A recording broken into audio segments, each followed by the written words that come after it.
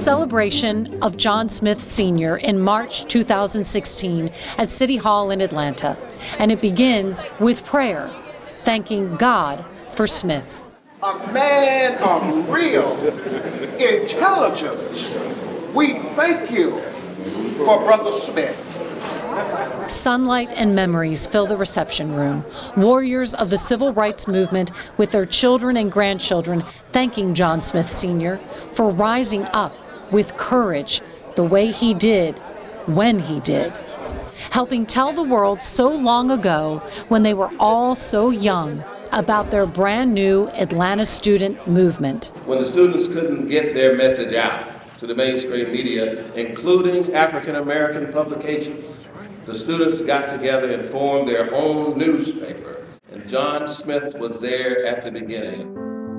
It was in 1960 when students from the campuses of Atlanta University Center, including Morehouse and Clark and Morris Brown and Spelman, began nonviolent demonstrations in downtown Atlanta, risking their lives, challenging Jim Crow laws and customs. They simply sat peacefully at whites-only public lunch counters, wanting to order coffee and food. And they tried to patronize other white-owned businesses. And police arrested them. But few people were aware of any of that. There was little, if any, news coverage. Not even from the Atlanta Daily World, run by Alexis Scott's family. My great uncle, who was publisher at the time, was more of a contemporary of Daddy King and some of the old guard in Atlanta civil rights. And they did not really appreciate the street movement, the direct confrontation movement. They were more in tune with going through the court system. So, in August 1960, they start their own newspaper. The founders are leaders of the Atlanta student movement, including Julian Bond and Lonnie King, along with supporters like Herman Russell and Jesse Hill. And they call their new newspaper the Atlanta Inquirer. And within months, they bring on Morehouse grad, Army veteran, and Atlanta public school math teacher John B. Smith to be editor. The Atlanta Inquirer becomes the voice of a movement. It begins to document on a daily basis this little movement that began in Atlanta with a handful of students, most of them 17, 18, 19 years old.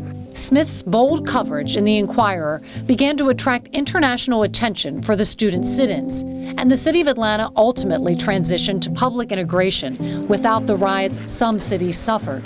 And so people had to be convinced, and they were convinced by the accurate reporting and the clear articulation of what their mission and purpose was. And the Atlanta Inquirer was central to that. But John Smith wasn't finished. He worked to build up what he called the nation's black press in cities across the U.S., helping lead the National Newspaper Publishers Association, all while publishing the Inquirer, now with his son, nonstop since that first issue in 1960, still tackling issues roiling the nation. Current issues like police brutality, city government issues, everything that impacts the black community is part of the Atlanta Inquirer's table of stories. So on this late winter day of memories and official thanks from a grateful city, Smith defers to others who speak of him as a quiet warrior.